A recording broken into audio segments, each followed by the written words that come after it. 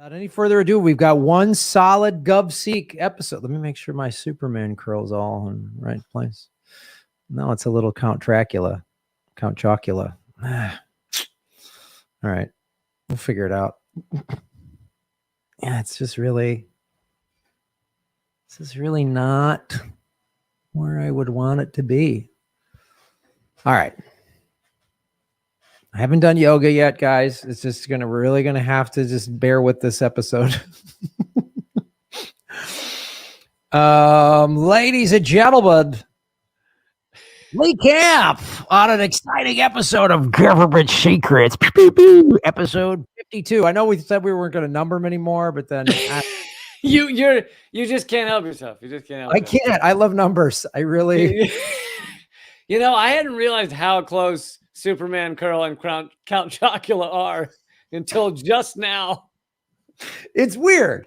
Have you ever seen them in the same place at the same time? I'm just saying, I don't want to get all crazy conspiratorial, but I'm just saying, it's weird. You've never seen. It's very true. And yes, we got to apologize to the viewers and the listeners. I think it's been like 2 weeks, and we ended up in a weird situation where you were taking a break the week before I was taking a break. And so now people haven't seen anything for 2 weeks. And I feel like there's probably been a lot of self-harm going on.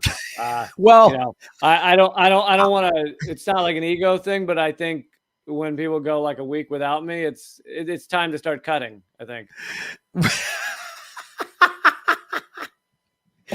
Well, I just didn't want people to think that we had run out of government secrets. They're like, well, maybe now that Biden's bombing Somalia, everything's fixed. Everything's, there's nothing more to do. I think Biden, there's no more government secrets with Joe Biden. So, well, with us getting out of Afghanistan, you gotta drop the bomb somewhere, or they get backed up. You end up with a real backlog. You end up with a blue ball situation, and so you gotta throw them somewhere. That's right. And then, weird, Taliban resurgence, and now we're sending people back to Afghanistan. That's so weird. I didn't see that coming. I didn't do like 5 videos on that a month and a half ago. It's bizarre. We're going to spend most of the day on Afghanistan. I thought, though, because I knew this would light you up, I thought we could throw this out there real quick. I just did a live stream on how YouTube sent out their new terms of service agreement.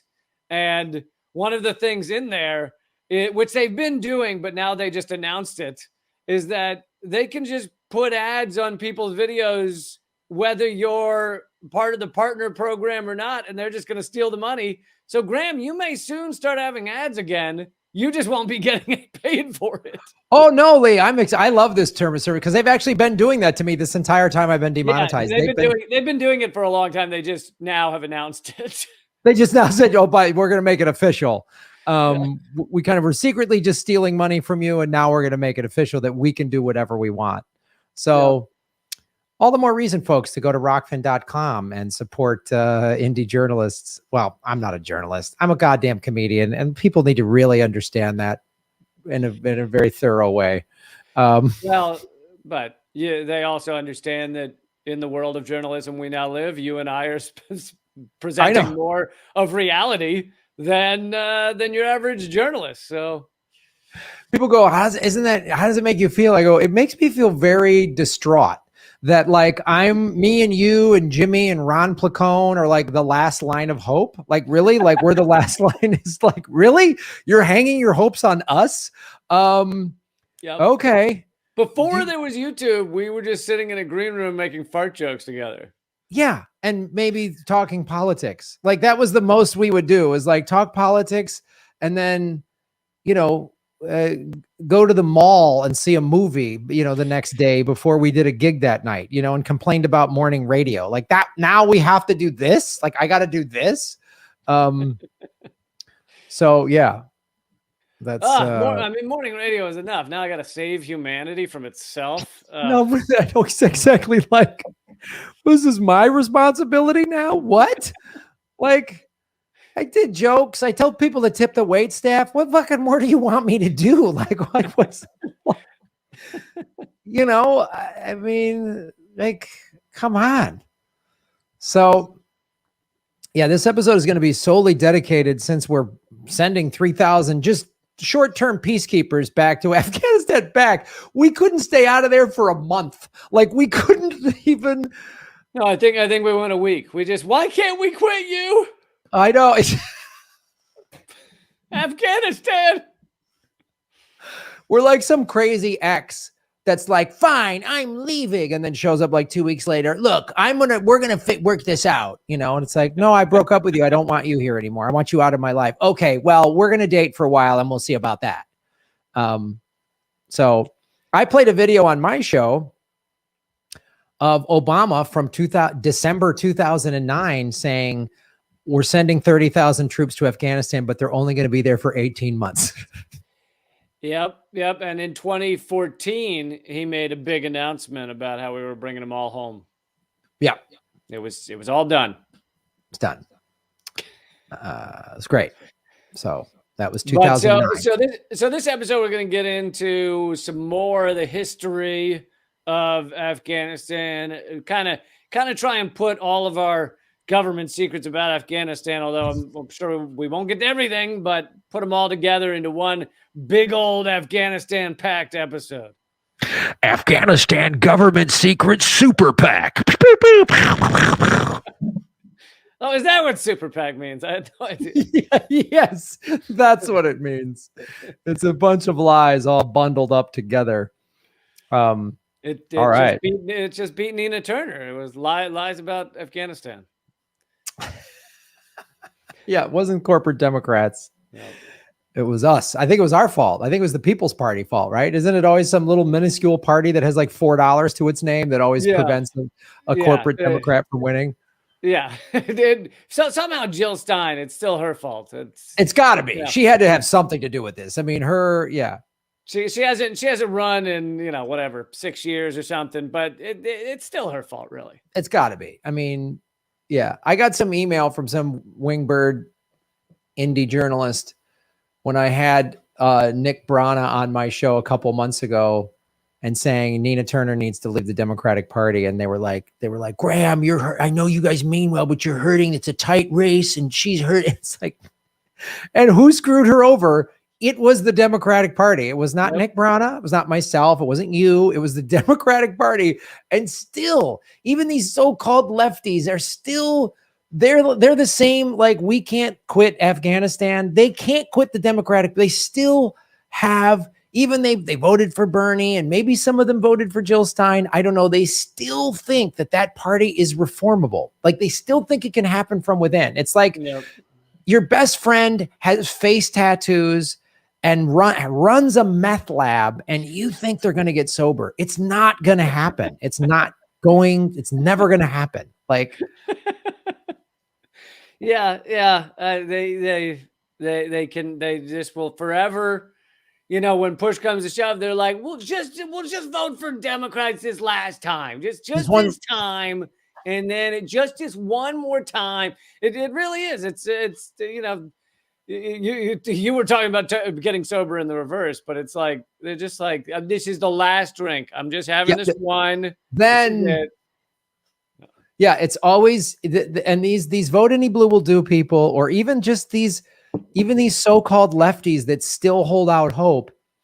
And it's the same hope that the centrists, it's always just down the road. They are like addicts, like just tomorrow. I'm going to have a couple drinks because it's literally like, I'm done drinking. I'm done. You're right. It's like you have an intervention. They're like, you won't. I'm not going to drink. I'm done drinking anymore. I mean, I have a glass of wine with dinner, but I'm done drinking. I'm done. I mean, if I take a client out for a big lunch, we're going to have martini. I'm not going to lose the sale, but never. I mean, a little something in my coffee just to get the day going. I'm going to have a few shots of whiskey, but I'm not going to inhale. So it won't have the effect. That's not what I'm doing. I'm just going to, just a little, I'm going to stop drinking. I mean, this weekend's my friend's birthday, so we're going to party. But next weekend, then we'll. I heard if you mix it with coffee, it doesn't have an impact. So. Yeah, you're fine. You're just like, I'm alert. It's not really like a problem if I do that. Mix it with my coffee every day. That's then you're fine. So on Afghanistan, I thought it'd be good to give people some of the numbers, and these are the numbers from 2019. So add a year and a half of extra killing, and you'll get the numbers, the current numbers. But these are from our own military, so take these with a grain of salt. But I thought you should know that these are the numbers, even if you take the best possible view of what's gone down in Afghanistan. These are still the numbers. 157,000 killed. That's 64,000 Afghan security forces, 43,000 Afghan civilians, 424 humanitarian aid workers, 67 journalists, 3,800 contractors, 2,300 U.S. military personnel, and then 42,000 Taliban and insurgents. However, you got to remember that our U.S. military likes to just claim that anyone they kill is an insurgent. How do we know it's an insurgent? Because we killed them. Why did we kill them? Because they're an insurgent. Well, how do we know they're an insurgent? Because we killed them. Why did we kill them? Because they're an insurgent. And so when you say 42,000 Taliban and insurgents, very likely plenty of those are also innocent civilians. Right. Or just some poor farmer that, like, just was told to make a phone call with his cell phone, and he was given $100, which is like more money than he would make in a month. And that caused an IED. And he's like, because I heard about, when I was over there, I would talk to some guys who were like, yeah, this is, everyone isn't they're just a poor farmer. And they go, and they just say, hey, just put this package by the road, or then and then another will give you $100. And then you over there, just make this phone call. And then, like you put the, they would, and are those guys Taliban? They're just like, I need $100. They told me to put this thing down. What do you want me to do? And so, like, yeah, we killed them. Oh, we got rid of the insurgents. No, you probably got a poor farmer that had no other options. And gee, it's not like the goddamn American empire, with its trillions of dollars, came into Afghanistan and said, hey, we're going to give everybody jobs. We're going to, like, everyone's going to get to work. If you actually wanted to stop terrorism, that's what you do. God, where else have I heard this? God, this feels familiar. This feels like, what other country, if we spent money on improving people's lives, there'd be less crime? Is there another country that this is the case? Like, I don't know. I'm just guessing. Like, is there a country that spends a lot of money on its police? Is it the Maldives? I don't. It's got to be the Maldives. It has to be a small island in the Indian Ocean. It has a series of islands, nation that's almost underwater now thanks to climate change. Yes, it must be them that does that. Yes, it couldn't be. Where I know I've heard this. I'll think of it later. I'll think of it later. We'll figure it out later. But and I'm sorry, just to get clarity, these are the numbers from this beginning of the war in Afghanistan. So the total, so at that point, 18 years. These numbers you're giving us. End of 2019, so 18 years. Yeah. Okay. And so those came out in the Afghanistan Papers. That was one of the. I'd honestly say it's one of maybe 2 times the Washington Post has done actual journalism over the past 5 years, and I think the main reason they even did it was because Trump was in power. So it was a good time to say, look how failed this foreign policy is, because the liberal elite, like the Washington Post and Bezos, were against Trump. So it was a good time for them to do it. But it did encompass the entirety of the Afghanistan war. And the Afghanistan Papers, which we'll only spend a little bit of time on, but they revealed that, big surprise, internal logs, internal memos, internal conversations, starting with Bush, going through Obama, going into Trump, they don't understand anything about Afghanistan. They don't know who the bad guys are, quote unquote. They literally call them the bad guys. I mean, that shows how little they know about this fucking country. There's a internal quote from Rumsfeld on a memo saying, I still have no visibility into who the bad guys are. There was just money just dumped everywhere because they thought that money would solve their problems. And of course, our Pentagon is getting $1 trillion a year. So why not just find places to use it? One exec at USAID, which is, a US Pentagon / CIA cutout, they guessed that 90% of what USAID spent was overkill. They were told to spend money on, sometimes they were told to spend like $3 million on a small Afghan town where there were like 1,000 people, and they didn't even know, people making, $100 a month. So they were like, what the fuck do we do with $3 million? And they just throw it around. A lot of it would disappear. A lot of it would end up in Taliban hands. And it was just tons of wasted money. And meanwhile, during all of this, if there's one lesson from the Afghanistan papers, it's that during all this, the generals, the press people, the presidents, they're all stepping forward up to the mic and saying, we got it under control. We know exactly what we're doing. Again, I'm thinking, was there another war that this happened where we did a similar thing in a poor country and didn't know what the enemy was or how to deal with it, and we wasted a bunch of money and No, you're thinking of Avengers: The Age of Ultron. Oh, right. Yeah, that was a plot line from Avengers: The Age of Ultron. No, yeah, you're right.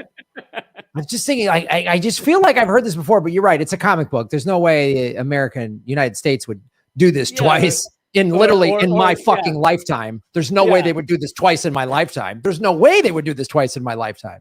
And the war in Iraq, Biden just a month ago announced was over. Had the Iraqi prime minister in his office, said the combat missions in Iraq are over. And I played the clips of the 5-6 other times presidents have said combat missions in Iraq are over. Because apparently that means nothing. I think they keep using those words. I don't think they understand what they mean, really. And it's so curious to me. Well, first of all, I mean, it's been great to see the corporate media. They're still talking about the Afghan papers today. So that's great. Literally, this show is talking about the Afghan papers more than the corporate media ever has. It came out, they talked about it. And then, like you said, they should have been screaming about this when Biden took office. They were like, yeah, it's got to go. When he just last week, when he's like, oh, we're putting 3,000 troops back in, it should have been, Afghan papers should have been like front and center, but it's not. And then you and I apparently have this amazing superpower of using memory. We have the memory superpower, and then using a search engine to just look up times all these presidents said this and then put them on our little goddamn YouTube shows. Like, somehow we're that amazing that we have this skill that nobody seems to possess at CNN. Well, hold on, Graham. I have to admit that I do have a team of zero researchers. So me and my zero researchers get together in a room, and we work very hard on this. And honestly, they're all zero of them are brilliant. And I have a team of researchers. I mean, I live in a high-rise building, so everyone in it's all offices. I have probably 10,000 political vigilante employees working round the clock to make sure that I have green tea in a can. It's really, and they can't seem to nail down the episode number, but otherwise they do a pretty impressive job. It's amazing. They're so busy really doing all this other stuff. They can't seem to nail down the episode number or get me to show up on time. It's amazing that they can't seem to figure this staff of people. They're so busy doing all this other amazing work that CNN somehow can't do. Just to get you 10 minutes late, there were 3 people behind you with their hands on your back. Yes, I have a team of people. So like when my computer doesn't work, I have this whole IT staff that's just furiously working. It's not me going, oh, fuck. And then like, but yeah, I mean, it shows that's the other thing that what's going on right now in Afghanistan. Like if you were to flip on CNN or whatever, it'll show you how fucking pathetic these media are. And I went back and watched my episode on the Afghanistan papers and I played the clip of Wolf Blitzer covering them because, like you said, they covered them for about one day. And, so these people have the ability to reference these things as well, because they also, at least in this case, they fucking covered them at least for a day. So it's like, how do they not know everything they said like a year ago? It's like a year ago. You can't expect a major multi-billion-dollar funded, generated news organization with literally thousands of employees to keep track of stuff at Sedley. I mean, come on, I think you're being a little outlandish here. By the way, Rick Sanchez he's at RT and he used to be at CNN, and he said at CNN they gave him so many employees just as like researchers and interns and shit. He didn't even know what to do with them all. He'd send some guy off, like some kid off to research something he didn't even need for the show just to get him out of his hair. Like they don't even know what to do with all the people they have. Wow, this kind of sounds like the American State Department's handling of Afghanistan. Anyway, it's speaking of that, just one more thing from the Afghanistan Papers, and we will also in a second talk about the fact that the Afghanistan Papers were really just a reintroduction of many of the things that were revealed by Julian Assange and the Afghan war logs. Right. So we'll get into that in a second. But one other thing from the Afghanistan Papers that just blew my fucking mind. I mean, there's so much stuff in there, but is that there were tens of thousands. The military found out there were tens of thousands of ghost soldiers in Afghanistan. Now, that is that the U.S. military was just dumping money out to various people to try and, solve this problem or do whatever they could do. Some of that money would go to Afghan commanders, Afghan security forces commanders, to train their soldiers.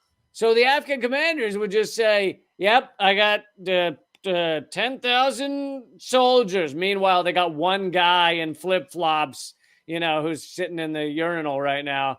And they would say, yeah, I had 10,000 soldiers here. And so the U.S. military would just dump money to that commander and he'd take it home or pocket it or whatever.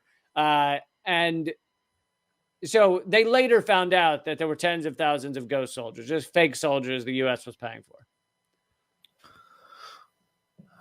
I would actually feel better if you told me there was a CIA operation to use ghosts in a military operation. That would actually make me go, well, at least they're trying some sort of supernatural thing, like the bad guy in the first Indiana Jones movie. You know what I mean? Like at least there's something I could go, well, they're trying another one of their crazy operation projects. No, they're just like, this is like, dude, I'm from Chicago. This is good old fashioned Chicago ghost payroll shit. This is just like my nephews, right. My niece, I'm giving them salary and they don't work for the city. This is good old fashioned kickback, corrupt. This is just straight up Tony Soprano shit. This is Tony Soprano shit. Like, you want a job? Yeah, I'm putting you on the payroll. What am I doing? Don't worry about it. You know what I mean? Just do I show up to work? No. Absolutely not. Whatever you do, don't make the mistake of showing up to work. Do not show your face at your job. Just go to your mailbox every 2 weeks and go have fun. You know what I mean?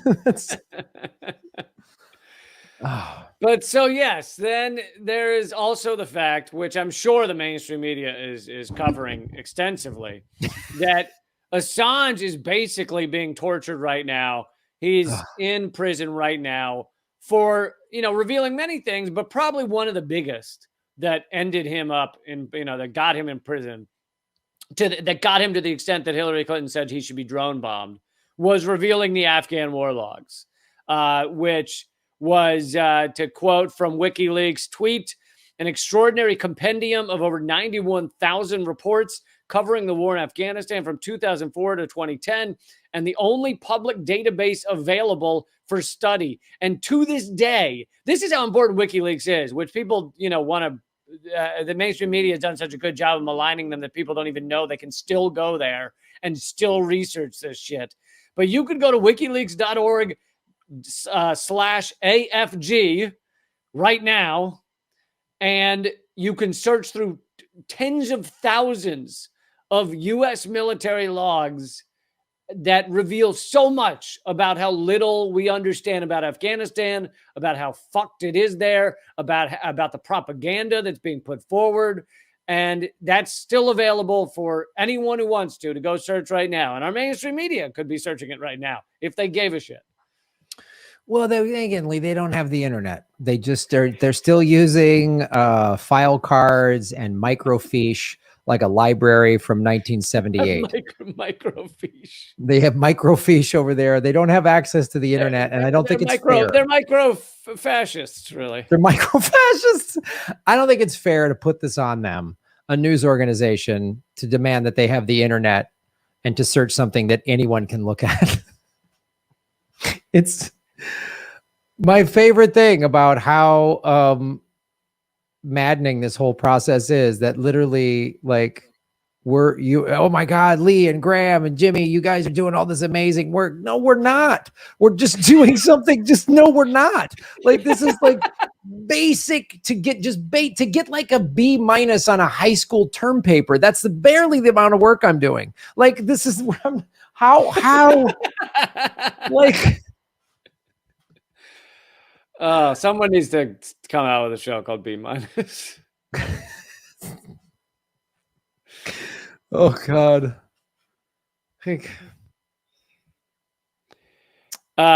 So the big thing, and this goes back to the WikiLeaks logs a little bit. The big thing that the U.S. media has been harping on, right, is women. Oh, poor women. We have to go back into Afghanistan right now because of the women. And there's several points to be made about that. First of all, they knew this was going to happen. They knew this was where the fucking situation was for years now. It's been a stalemate where the Afghan security forces mean almost nothing. And the moment the U.S. leaves, Taliban will take over. And so they knew all of that. This is not actually a surprise. They're acting like it is so that they can continue this war forever, and the media elite want it to keep going. And so they keep pushing this. But on top of that, the U.S. was more than happy to be the Taliban's friends before 9/11, even though the Taliban's policy on women was the same fucking then. But the U.S. military and the U.S. government didn't give a shit back then. They allied, and in many ways they helped create the Taliban. We can get into more of that in a minute, but they were fine with it then. But then 9/11 happens. They go into Afghanistan. Now they use the way Taliban treat women, which is not good, and they use it as propaganda to further their goals. It's not that they actually give a shit about women. If they gave a shit about women, then they'd be talking about Saudi Arabia every goddamn day. Because Saudi Arabia treats women like shit too. If they gave a shit about women, they would have been doing something about it for the last 20 years with these trillions of dollars. They would have been empowering women. They would have been building schools. They would have been giving people money and jobs or whatever they needed to do to make this thing. They act like, oh, zoinks, I can't believe this is happening. You've been there for 20 years. What the fuck have you been doing? It's literally like Animal House, like 9 years of college down the drain. Like, what were you doing this whole time? Like, where did this money go? Where is this money? There should be women in government. There should be a completely new system there. There should be because none of it's true. They don't give a fuck about women. This has enriched weapons contractors. It's enriched America. I mean, the American elite, obviously, not regular Americans. It's just bankrupted regular Americans. It's enriched, the ruling elite of Afghanistan that were able to pocket so much money. It's enriched warlords. There's plenty of money to go around, millions of dollars into people's pockets. I mean, billions when you add it all up, and $1 trillion overall. But it's enriched so many people, and it's been useful to make sure Afghanistan is not a powerful country that can threaten us. So it's been useful to our ruling elite in that way. Of course, they don't give a fuck about women. No. They don't give a fuck at all. That's why they bomb the shit out of them. I mean, give me a credit. If they gave a shit, if America cared about women, it wouldn't be bombing and killing them at an alarming rate throughout the Middle East for the last 20 years. Like, this is just preposterous to me. Like, and they would do real. I mean, there's this great documentary called Afghan Star. Basically, it's an American Idol style show in Afghanistan. And it was letting women get up there and sing. And it was a big deal because the Taliban, when they had complete control, outlawed singing and dancing. And it was this thing that unified the whole country. Oh, so it's like Utah. Yeah, so it's like, yes, it is. It's like Utah. And so it unified the country, because Afghanistan, again, as we know, since America doesn't know a goddamn thing about it, it's very tribal. There's different sects and languages and all this stuff there, but it unified the whole country. So they could have put money behind programs like that. I always said they could have actually supported soccer. They could have built up the soccer programs and gotten youth sports, because I was in Iraq in 2011 when the Iraq national team was in the Asia Cup. And it was a big deal because they hadn't had a national soccer team for years because of the war. And it unified that whole country because they kind of advanced a little bit in the Asia Cup. So Shiites, Sunnis, and Kurds were all cheering together for this team, right? That's the power of sports. So was there any inventive plan like that? No, it's just bomb the fuck out of them, spend a bunch of money, throw money in the street, $3 million for some village. We don't know what it's doing. I could have fixed Afghanistan if I would have been given in charge of it. Like, I could have fixed it. Graham Elwood could have fixed Afghanistan. We could have a B- government going on right there, right now. A perfectly functional B-, gonna maybe get into an okay state school like University of Arizona, which is what I got into. I had a B- GPA. I went to a country club college where you could take golf for credit.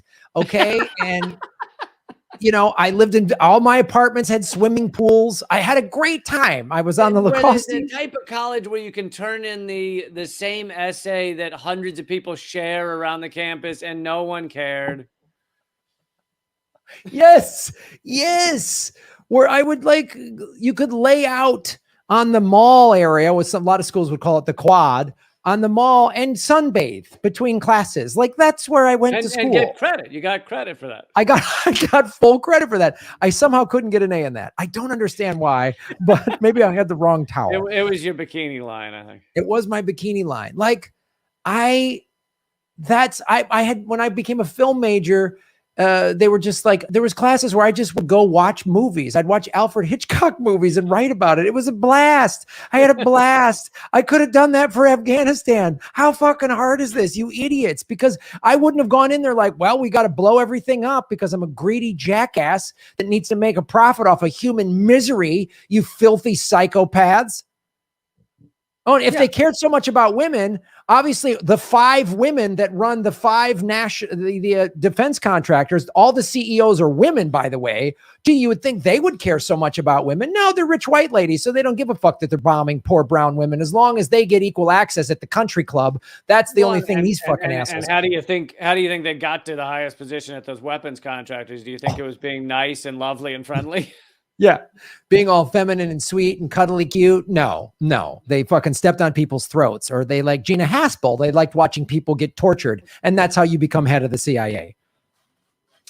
Yeah. So in terms of this whole women, basically it's a psyop. So this is from Susie Dawson, who you and I are fans of, who's making Panquake. But she got this from the WikiLeaks files. She wrote, watch an info op unfold before your very eyes. Look how easily the plight of women is weaponized to manipulate social media users. And then here is the actual quote from the CIA documents that WikiLeaks has revealed. So in this quote, the ISAF is the International Security Assistance Force. Other nations helping us in our Afghanistan pursuits.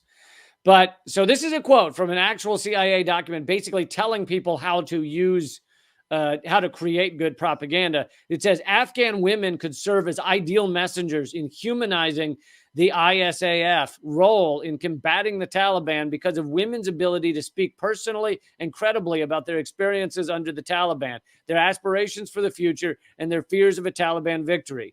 Outreach initiatives that create media opportunities for Afghan women to share their stories with French, German, and other European women could help to overcome pervasive skepticism among women in Western Europe toward the ISAF mission.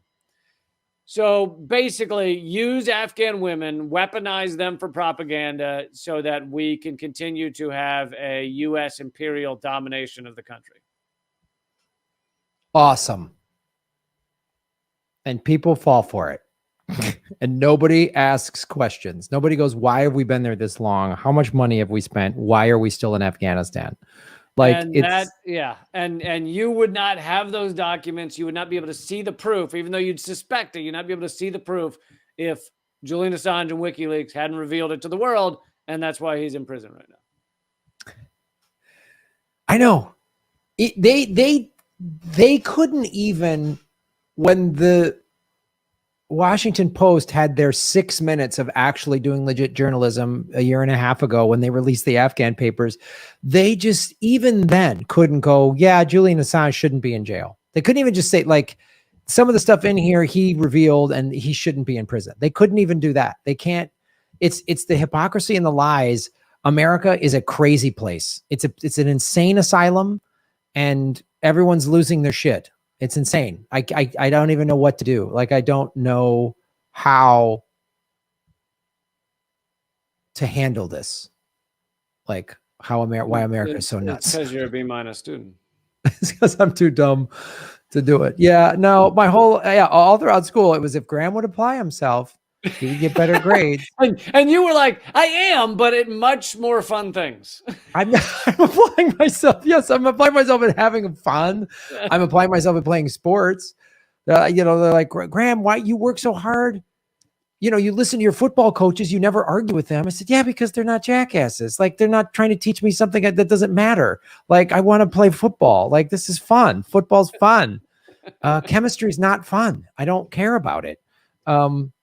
My geography teacher, who was a dick and would chastise me in front of the whole class whenever we lost. Yeah, I don't fucking care about that guy. Right.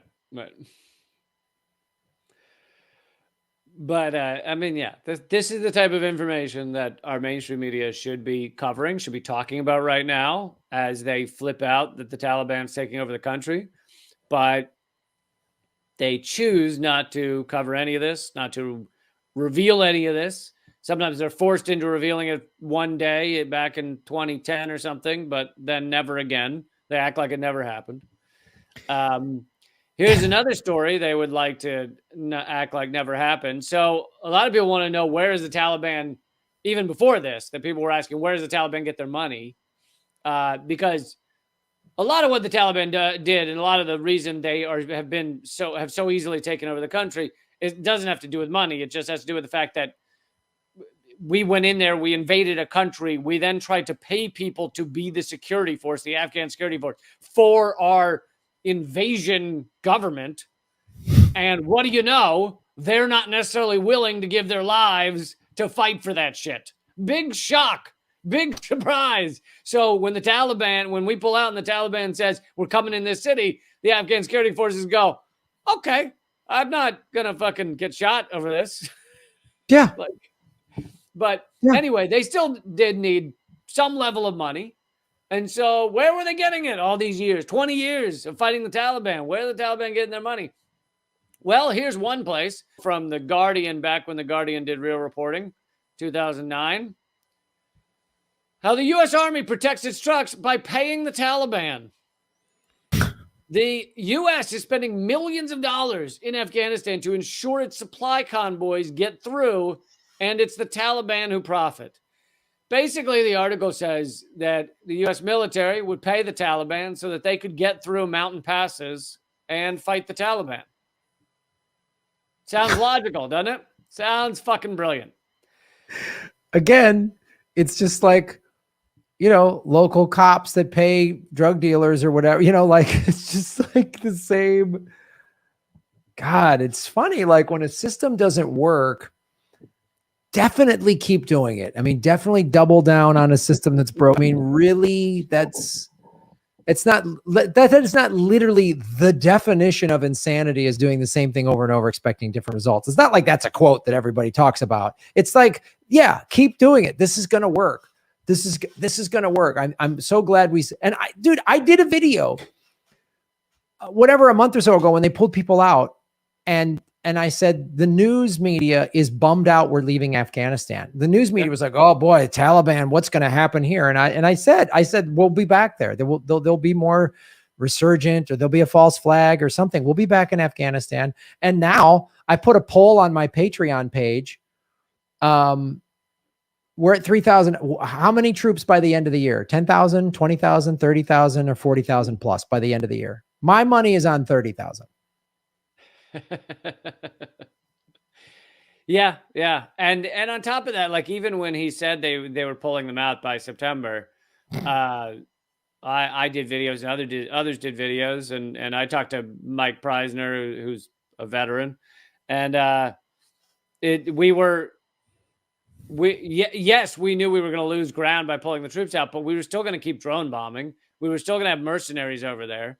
So we were still going to continue some level of war. I mean, that's still, if you're bombing a country, you're still at war with Afghanistan, even if your puppet government isn't the government of the land anymore.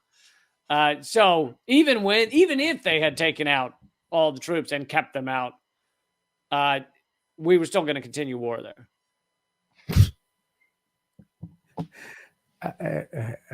I've run out of jokes and analogies. I literally am out of them. I have no more left. So I know we're going a little backwards here in time, but I thought I'd also give a little bit about the history of now many people, the history of Afghanistan, because that leads into why we're here. Afghanistan had a revolution in 1978, and a socialist government took over.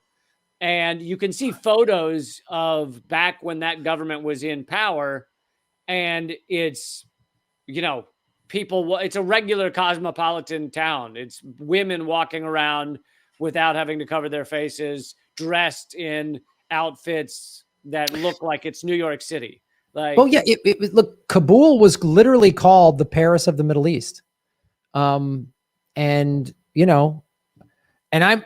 just going to guess here. I'm just going to make a wacky guess. The socialist government came in, everybody was having a great time. And was there a 3-letter organization that maybe got involved with getting rid of that socialist and then letting fanatics take over? You're close. TGI Fridays. So yeah.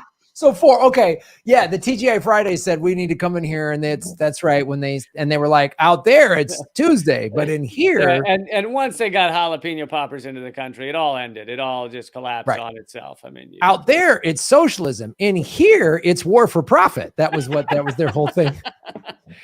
Yes, the CIA played a small role. What? Lee Camp? Hold on. I am beyond shocked that you're going to tell me the CIA had a role in deposing a democratically elected socialist government that made the lives of the majority of the people better. I'm going to stop you right there, because I think you've gone off the deep end. I mean, the initial name of the CIA was deposing democratically elected socialist governments. And they were like, can we tighten that up just for sort of a branding issue? We cut that down for the t-shirts, for the mugs and the shirts and the merch. It's just better for merch. CIA it's great merch. They got great merch. The CIA's got great merch. So this is I'm quoting from PSL put out a statement on what's going on in Afghanistan right now, which is excellent. People should read that if they want a little history of Afghanistan. But here's just a quick paragraph on it.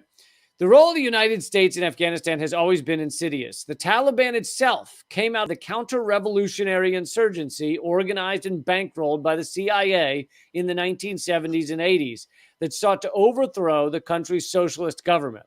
This socialist government, the Democratic Republic of Afghanistan, was committed to the empowerment of workers and farmers, full equality for women in all areas of society, the provision of free social services like education and healthcare, and other progressive goals. The U.S. government backed far-right religious armed groups to wage a deadly insurgency against the government and their Soviet allies. One faction of those fighters, the Taliban, won out in the aftermath of the fall of the socialist Afghan government and established themselves as the country's rulers and enforced an oppressive political system based on reactionary theocratic principles. Any claims by U.S. officials to be concerned about the fate of women's rights or democracy or religious freedom in Afghanistan is the worst kind of hypocrisy.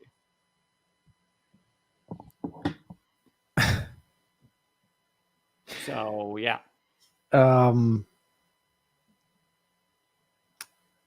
So my freshman year dorm flag football team was really pretty good. It was intramural, and we were pretty good. Good.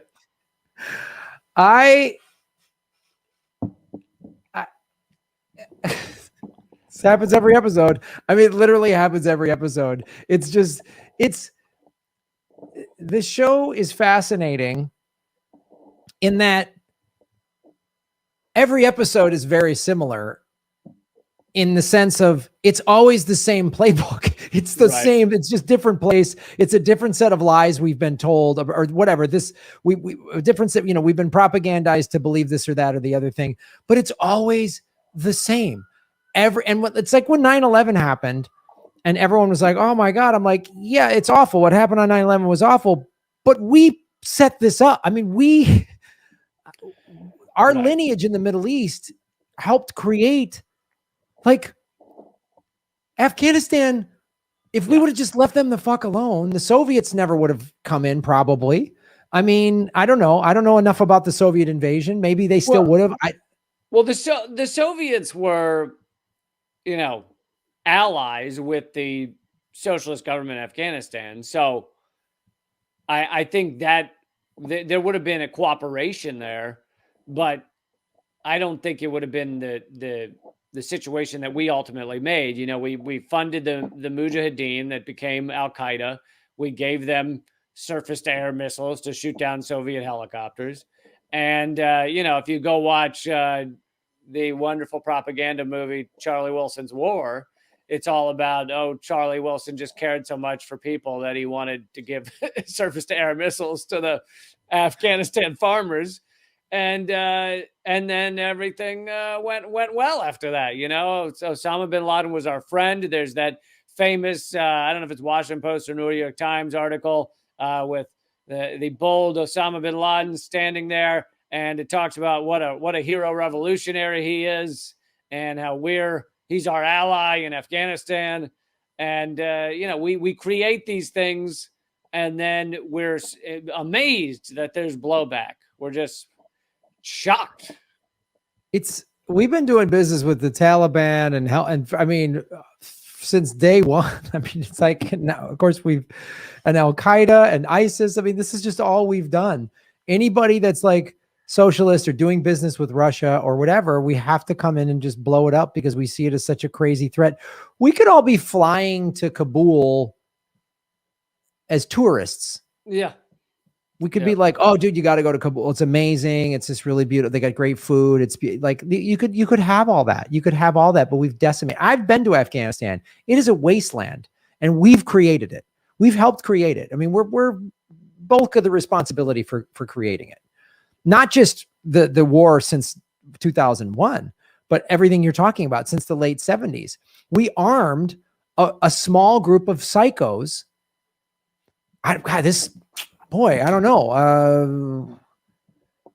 I wonder if this has happened. Did the FBI infiltrate any psycho organizations that took up guns and took over a nation's capital in this past year? Anyway, I keep feeling like I've heard this before, but maybe it's just because I've watched too many movies. This is what they do. I mean, they find groups that are actually kind of crazy and dangerous, but have no real power. And then they elevate them and give them power. And then turn them into bad guys, because fear is what keeps everybody motivated, right? Fear is everybody. And when people are afraid, they will act they will be crazy. They will overreact. They will say yes to a bunch of crazy things. They will do whatever. They will do all this stuff. And I mean, we to look at the big picture, and of course, we didn't need even if we wanted to go after Osama bin Laden and get Osama bin Laden, that could have been done without destroying the fucking country. We haven't even gotten into, and I don't think we need to spend much time on it, but the opium trade, where the Taliban had eliminated opium from the country. They banned it, and Afghanistan was basically, very little opium was being produced there. The U.S. comes in and, basically by coming in and destroying the government, allows opium to then, blossom, so to speak, in more ways than one. And Afghanistan to this day produces 90% of the world's, globally, the world's heroin and opium. And the U.S. obviously has a bit of an opioid epidemic in which someone dies every 11 minutes from heroin products of one sort or another, or opium products. It's another weird coincidence. Yeah, strange coincidence. Very weird coincidence. This country that got rid of most of its opioids, poppy seeds, now the U.S. helped bring it back. And then after the U.S. helped brings it back, the United States has an opioid crisis amongst its own people. It's almost like the American power structure and the corporations that run it are trying to kill Americans, or profit from it at least, and don't care. Yeah, at least profit from drug abuse and destitution and hardship. And to look at the truly big picture, you get back to Wesley Clark saying he was told in the days after 9/11, we're going to invade 7 countries in 5 years. And why did the U.S. do that? And what were the aims? And were any of them achieved? So, the list is I don't remember them all, but it's Libya, Yemen, Syria, Iraq, Iran, and Afghanistan, or something like that. And we did a lot of them, or most of them. Iran has proven too powerful to really take on. But the goal was really to create failed states and make them no risk to us and no risk to Israel, and stop all of these countries that are outside of our central banking system, outside of our economic tendrils and tentacles. And most of it has succeeded. Even though we technically, quote unquote, lost in Afghanistan, lost in Iraq, lost in Syria, lost in Libya, we've created pretty much failed states in those places. And in that way, if you are truly cynical and you don't mind hundreds of thousands of people dying, really millions, because 1 million died in Iraq alone, and you don't mind tens of thousands of troops dying, and you don't mind killing so many innocent people and just destroying the globe, then in that way we've been successful, creating failed states in so much of the Middle East. But... Oh, well, the way you spin it, I don't feel so bad. The way I spin it, it's not so bad. It doesn't sound that crazy. You know what I mean?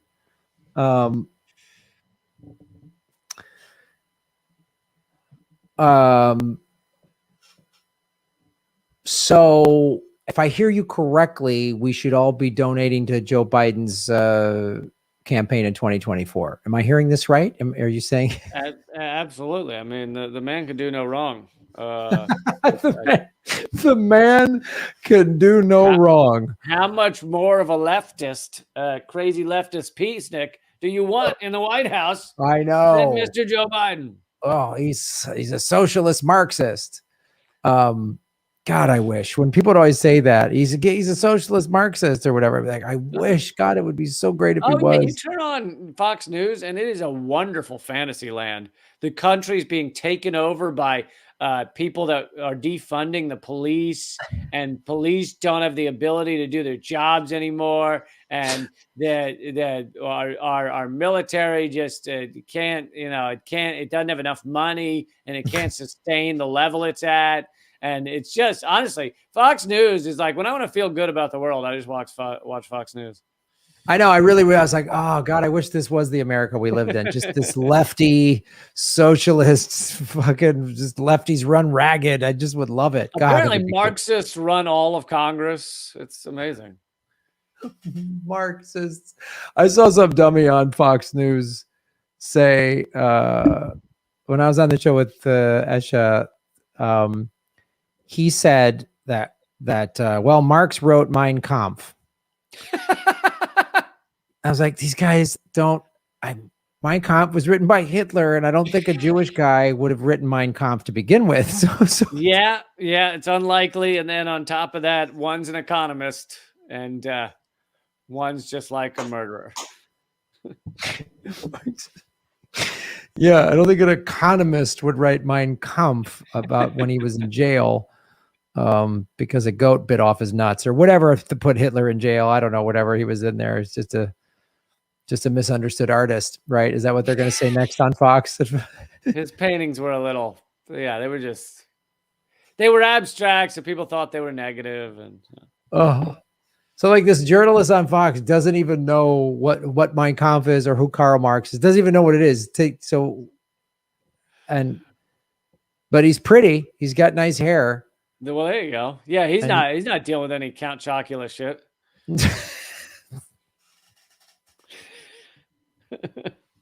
That's why I can't get on regular TV. It's because of the Count Chocula. That's what's fucking me up.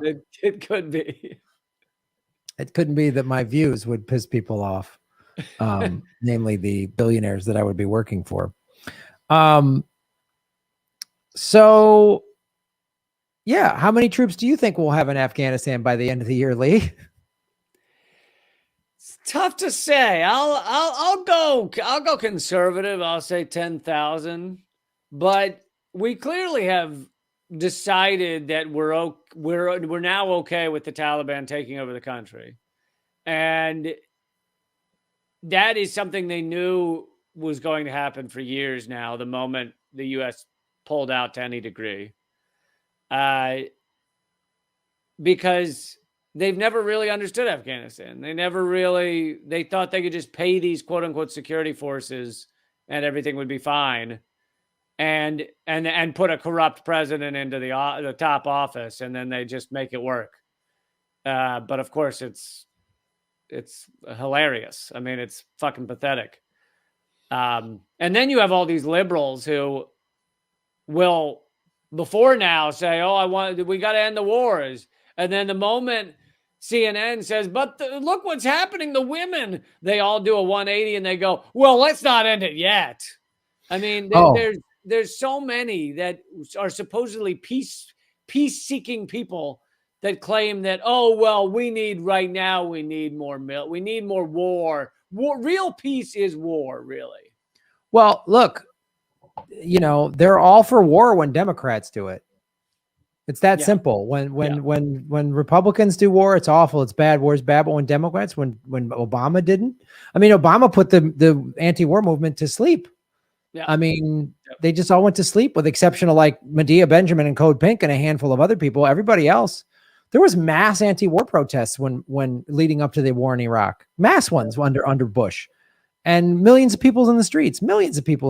And then not under Bush or not under Obama, under Obama and Biden, everybody went to sleep. And that's what's happening now. And everybody's just nobody. The liberals are the problem, and there's nothing to be done. It's going to be never ending. It's just going to be never ending. We're just going to be in war. I always tell people this. I always try to put this in context for people. I go, imagine after the bombing of Pearl Harbor, which was December 7th, 1941, we were still fighting the Japanese in 1961. 1961. So to give you a little context, that would have been 3 years before the Tokyo Olympics. The 64 Tokyo Olympics was Japan's coming out party of post-war Japan, because we went there and the war ended in 45. And then we did the Marshall Plan, where we actually helped rebuild Japan and Europe to where now those countries were decimated by bombs, many of them ours. We've talked about on this show how we didn't need to drop the A-bomb. They wanted to they were back channeling surrender, and we didn't care. We needed to drop the bomb anyway. After even we blew up their fucking countries, we brought them back to where Europe in the late 50s and 60s became this thriving place. All these musical movements came out of there. Art came out of there. We helped rebuild it and then got them a part of the world. And that's why those countries are so anti-war. And that's why Americans, by and large, are pretty fucking clueless about what war on their soil is like, because we haven't had it. We haven't had a war on our soil since the 1860s. So we really don't know what it's like. I mean, there is a war in the sense that there's 100 people dying every day from handgun deaths, but that's not really a war. Hey, that's a just slippery slope and Second Amendment. I don't know. So that's what America is doing, is literally, I always say, if we were still fighting the Japanese in 1961, what would the world look like? What would Asia look like? What would Europe look like? And Tokyo just had its second Olympics. I mean, Japan is a global power. It's an economic power. It has a thriving community. It's not perfect, but look at the Philippines, all those parts of the world that were really destroyed during World War II. You know, and we're keeping doing that in the Middle East. Why? And because what happens when you keep crushing a country after you've already crushed it? After you've already defeated it, like, I don't know, World War I. What happened to Germany? When you just keep crushing it, you end up with World War II. You end up with Hitler's, like, right. It's like something Hedges has talked about. Like you, and especially when you crush people, you take away the social programs of socialism or whatever. And then he always uses the term, and then these people like Slobodan Milosevic get regurgitated up when there's a power, when you crush people and there's a power vacuum, and then all these awful, that's what happened. The American people have been so crushed by globalization, by opioid epidemics, by all this stuff. So some of them went to the crazy Donald Trump because they had nothing left. You know, they just and that's why there's this resurgence of white nationalists in this country. And some of these people, they're fucking scary, and they were heavily armed. And some of them were at the Capitol. I mean, it's just nuts. We live and it's just like, that's going to only get worse. We have that, Cory Bush protested for 5 days and got the eviction moratorium pushed back to October 3rd. They keep pushing down the road. What happens when there's 30 million people on the streets? What's going to happen? Who's going to come in and take control? Is it going to be a populist, or is it going to be some goddamn nutbag or a bunch of different nutbags? And this country will be fractionalized, and it's going to look like goddamn Yugoslavia in the 90s. Yeah. If you don't allow like a leftist revolution, and I don't mean that needs to be guns. I mean, it could just be someone as moderate, and you and I both know he is moderate, as Bernie Sanders, taking power and kind of fixing things. If you don't allow that and you crush it and you rig elections, then you end up with fascists. Yes, I know. If you get rid of populism, then you're going to bring nationalism. You're going to bring all this crazy stuff. I mean, it's just like, it's amazing to watch that Americans have no sense of history. They're easily propagandized and split up and fractured. The left is so easily fractured, so easily. And it's insane. It's like, and no one wants to learn from it. I mean, it's the one, while Charlie Rison's war there was definitely propaganda in there. One of the things that was in there at the end of the movie was, we're leaving this country, Afghanistan, that has a high illiteracy rate, and we're leaving all these weapons there. And that's how you get, fascism and fanatical dictators or movements or whatever, governments to take over. I mean, I talked to interpreters when I was in Iraq and Afghanistan, and, a lot of these young guys that got recruited by either the Taliban or Al-Qaeda couldn't read. So they started when they learned how to read, and they started reading the Quran. They're like, wow, the Quran's really peaceful and nice, and talks about helping people and helping the poor. That's how easy it is to propagandize people. We have a horrible education system here that has been deliberately eviscerated over the last 5 decades. And that's why people are just flipping out. And there's all these, anyone believes my uncle's brother's doctor says this and this about COVID or whatever. Like masks don't work. All right. Have your dentist cough into your mouth the next time you're getting your teeth cleaned. I don't give a shit. Like, tell me how that works. Well, when you have a mainstream media that has proven again and again that they have no interest in revealing the truth to you, when they can do the WMD scandal and then apologize for it a few years later and basically do it again with Russiagate and do it again with so many other things, then people just will turn anywhere for what is reality. I know it's not CNN, so what is it? And unfortunately, many of them will end up with just fucking whack jobs telling them how it is. Yes. So yeah, it's fucked up, but we just informed several hundred people. And so I think, we're making progress.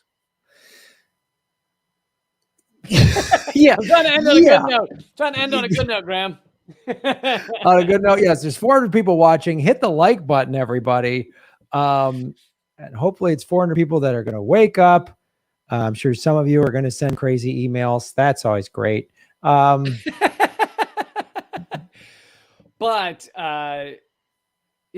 speaking of crazy emails, we have a live show, I think still happening, September 18th in Los Angeles. It's my first live show since this whole thing happened where everyone lives on Zoom instead of IRL. And it should be very cool. Our first live podcast. It's going to be a lot of fun for several reasons. One, I've performed live a little bit. You haven't. We've never done this show live, which will be fun to have an audience while we, make each other laugh. Will be a lot of fun. And I think we might make them laugh too. I'm thinking we'll make them laugh. I'm sure we'll have a point in the episode where I get really mad or whatever. And we'll have a point of everyone will, people come for the jokes, but they stay for the moment of stunned silence. They always stay for the moment of stunned silence of just like, wow, every week the show proves that it can get worse. Yeah. And also, you and I haven't seen each other in quite a while. Obviously not since the pandemic. It's probably been a year and a half since we've seen each other or longer. Maybe 2 years. This theater in the Dynasty Typewriter, I love that theater. I love Jamie and Vanessa who run it. Sammy, our producer, works there.